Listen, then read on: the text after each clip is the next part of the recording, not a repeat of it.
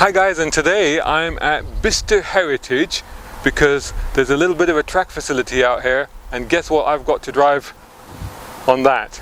Yes, this. And this is not a replica, this is an actual Porsche 356. In fact, this was a matching numbers car.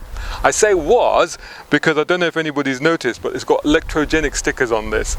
Yes, we've had a lot of discussion lately about converting classic cars to electric, but the one thing, I've talked a lot about it, I've talked to a lot of experts about it, I've gone to see a few of these and I've ridden in one or two, but I haven't actually driven one. So thanks to Electrogenic, today I'm going to be driving the Porsche 356 that they converted only about a few months ago for a customer. To convert this is a cost of up to around £50,000, but they already have the kit because it's pretty much the same as what they would put into a Beetle.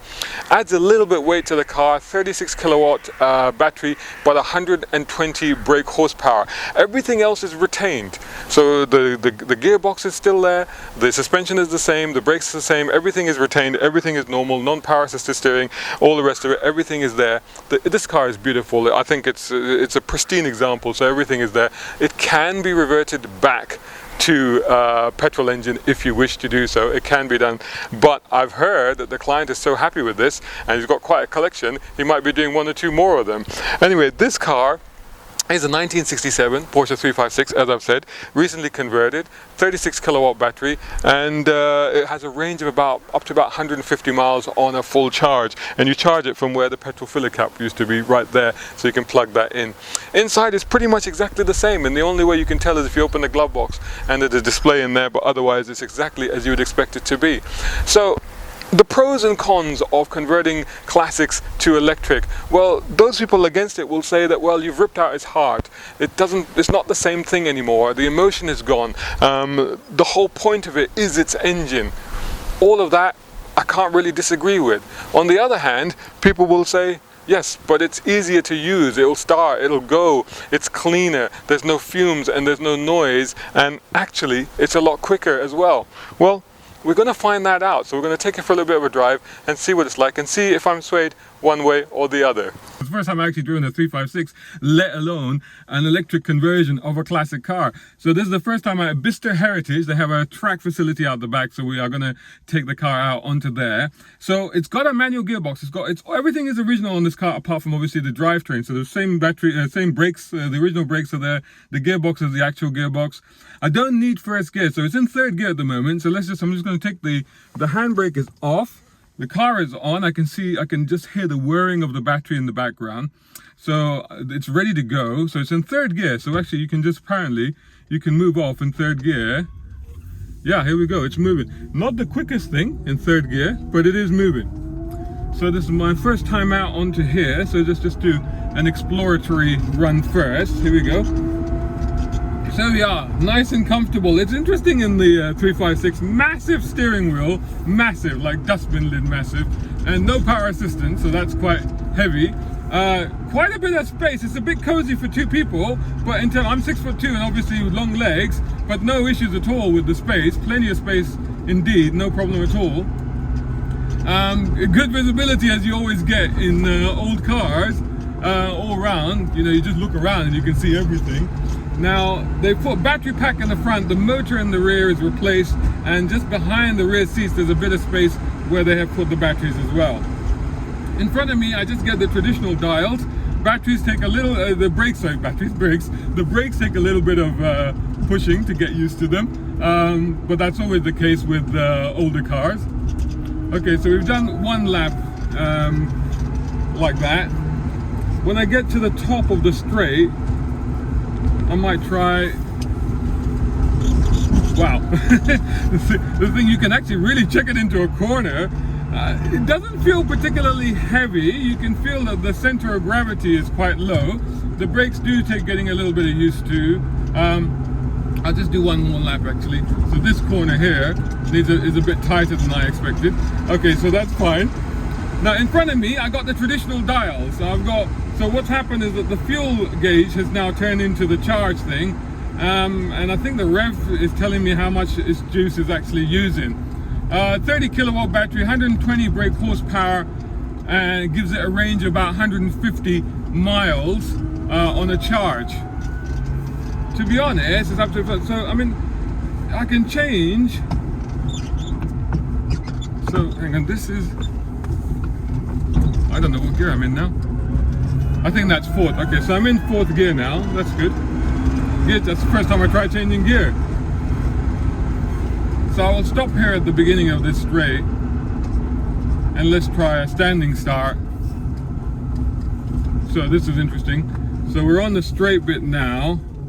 Don't actually need the clutch to stop. You can just stop, it's not a problem. But I'll put the clutch down now to change.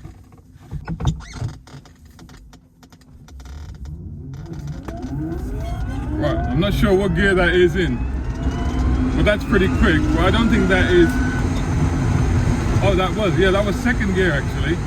That was second gear. And that was very, very quick. I don't know what speed we get up to, about 60 miles an hour on this short straight. Now, the center of gravity being quite low keeps the handling pretty good. It's not an issue at all. There's no movement at all of the car because the weight is holding it down quite nicely. But like checking it through the chicane. Okay, I mean, it's really nice. So you can almost pivot the car. It's so beautifully balanced. It's really quite good. It's actually quite very well balanced. I think, you know, I haven't driven an actual 356, but dare I say, it might actually be a better performer and better balance than an actual car. So I can,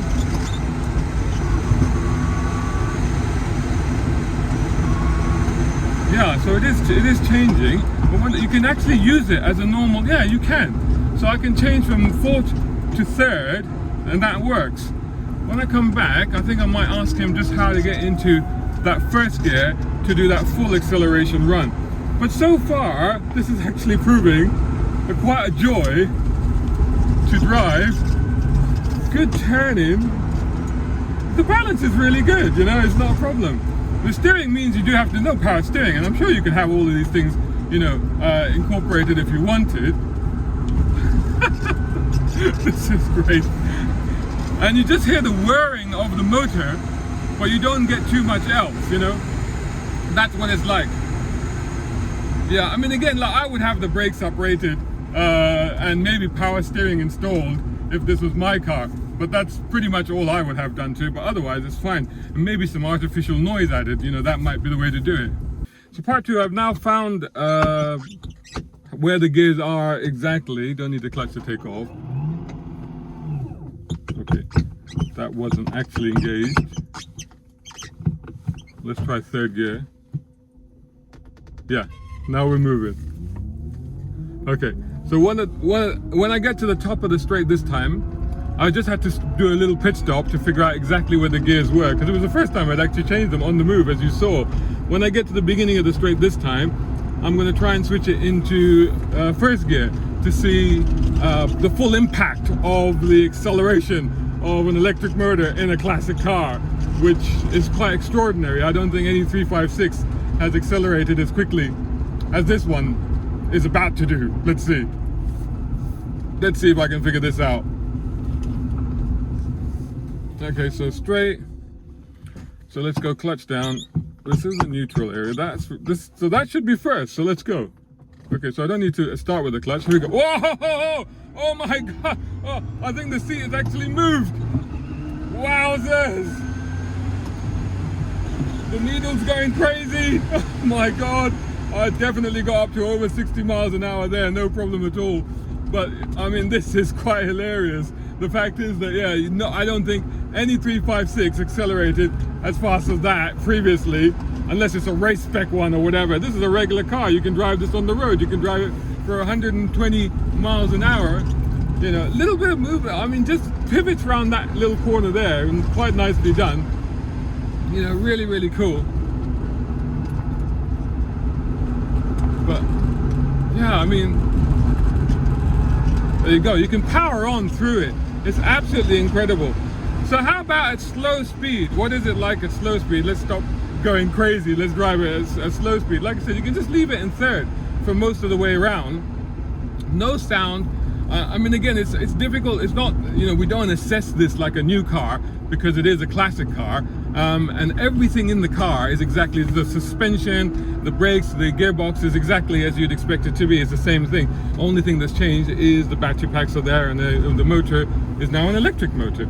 You know, so having said that, I mean, I'm driving it around no problem at all. Inside the car, it's still got everything. Like I said, the only indicator is the fuel gauge has been swapped out. In the glove box, however, there is an electronic display which gives you all the details about the state of the battery and all the rest of it. So that's a useful bit of additional equipment, but it's hidden away. So really, for all intents and purposes, when you look around this cabin, it looks completely standard. There's actually nothing here that would give anything away at all. So let's just do one more lap for the heck of it. We'll leave it in third because third seems to be fine, you know, and then yeah, that's our first experience driving the classic electric car, retro-electric if you like, you know. Brilliant.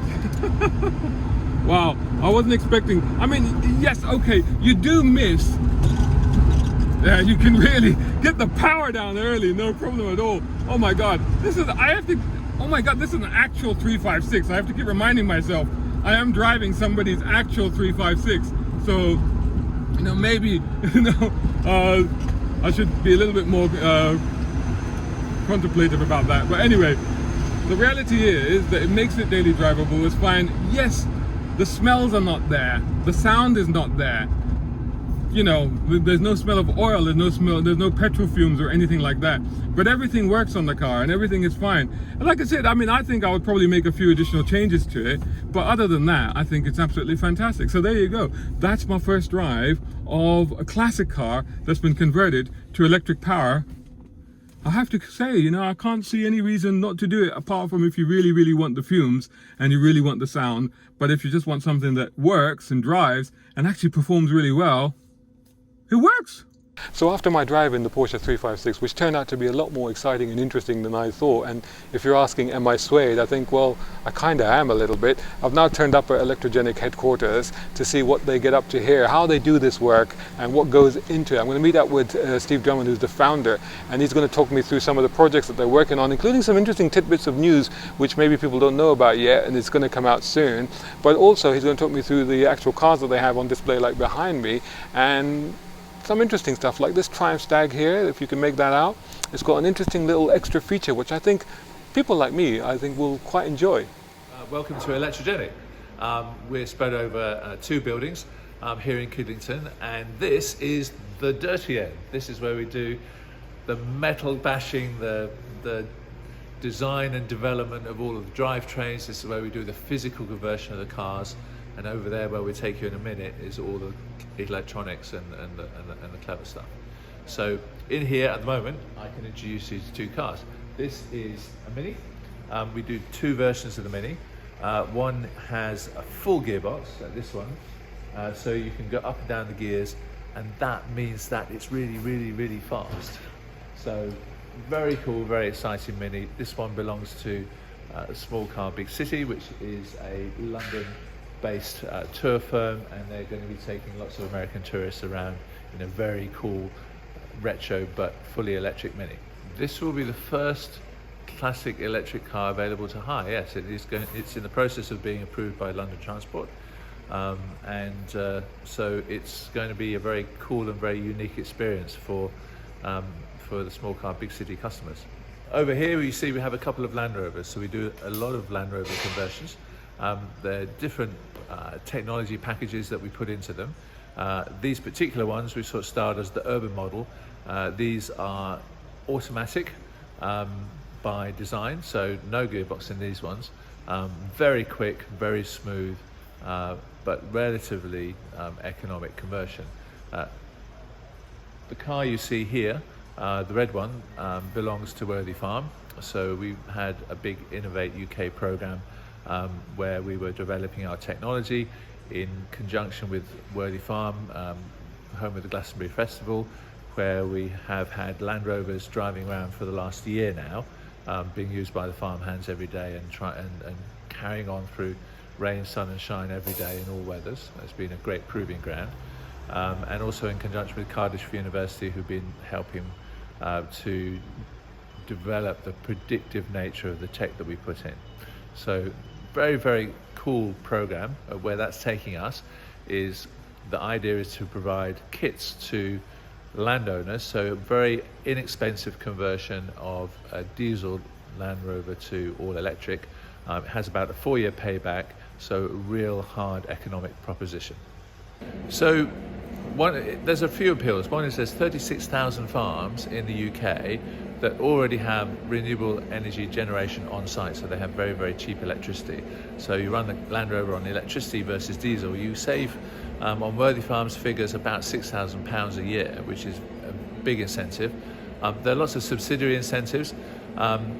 You know, a lot of journeys in a Land Rover on a farm are very short journeys, so it's when the diesel use is particularly high, because the diesel engine is very inefficient for shorter journeys when it's not warmed up. Also, it takes half an hour to warm up so that the heater runs efficiently. So what you find with the farmhands, they're absolutely delighted with the electric ones because you turn the heater on, it works straight away. And there's obviously less maintenance and no road tax, so it's a very good economic proposition. In terms of the way they function, they've got a lot of torque, and they'll do everything you need. This is another development project. This is actually my Series 2A Land Rover. It's beautiful. The cool thing about this is the next development of our tech. You know, so at Electrogenic, it's all our own tech that goes into these cars. We have an expanding range of motor options that we buy in. We buy in the batteries, but everything else that makes the car really nice to drive, makes it charge properly, manages the batteries, has all the driver interfaces and screens, and all of those things is all our own tech, so we can really control and give the customer what they want. The cool thing about this is that we have a whole new series of high voltage electric motors coming through, which means we're going to be able to do very sophisticated conversions, and including CCS, which means that you're going to have very torquey, very quick, very smooth, automatic style Land Rover Series 2, but which you can charge up in an hour at the motorway services if you decide you wanted to, drive from London down to the West Country for the weekend, for example. So another very cool development. Keep your eyes open. We'll ask you to come back and see what you think of it in a few months' time. This side of the Electrogenic paddock, if you like, is all of the electronics, the commissioning of the cars, and also where we have space to have some of our cars lined up to have pretty pictures taken of them. So this is our old Marmite bus. It's famous around here because it's used for running around getting sheet metal and doing all those things that we need to be doing in order to keep the business going. Also famous at the British Motor Show because Paul Swift, we put a quaif diff in the back, and Paul Swift did donuts in it, and made a lot of noise and a lot of fun and a lot of black smoke, which is you don't see often from an electric car. But it's a lot of fun, the Marmite bus. This here is clearly an MGA, so this one actually is sitting here in order to look beautiful. This is a work in progress at the moment for a customer. This is my Karman Ghia, which, as you can see, is also beautiful. This one drives through the gearbox, and in fact do all of the cars in this lineup here today. And it's just a very cool car and a lot of fun to drive. This is the world's first electric Triumph Stag, as attested by the Triumph Stag Owners Club. It belongs to my colleague Ian, and it is bling. Also very nice. It's a bit faster than the original, very cruisy. It's a very nice way of owning a Stag, and you don't have to worry about breaking down anymore.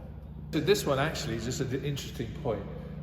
We did full sound recording of the Stag with the original engine sound, and we've now developed a little chip which you can put in the Stag, and it links basically you have the engine noise on a loop, it links it to the power that you're putting through the throttle pedal, and it recreates the entire driving sound of the Stag if that's what you want, and including the ignition and when you turn the key off at the end as well. So it's quite a cool thing, nice little toy.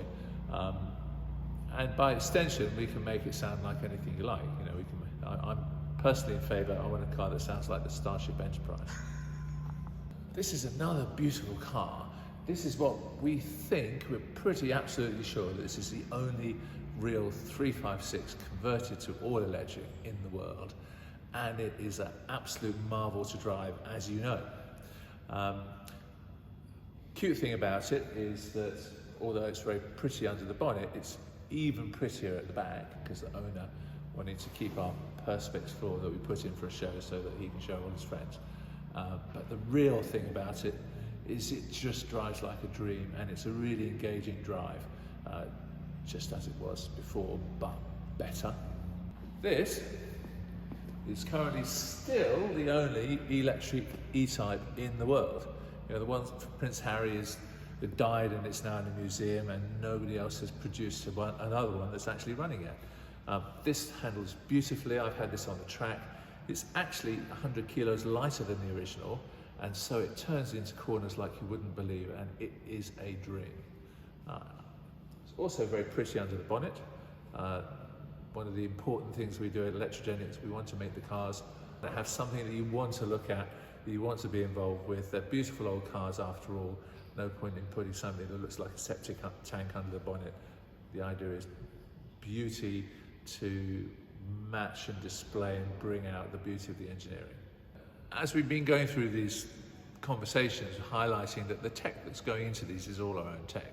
We're buying the motors and the batteries, but all of the tech that makes it an exciting car to drive, this is all ours. And so we're constantly on the lookout for new exciting projects to do. What we get excited about is the things we haven't done yet. We get excited about our development curve, our technology, all the new motors that are coming, all the new things we can start to do with the cars as everything gets more sophisticated.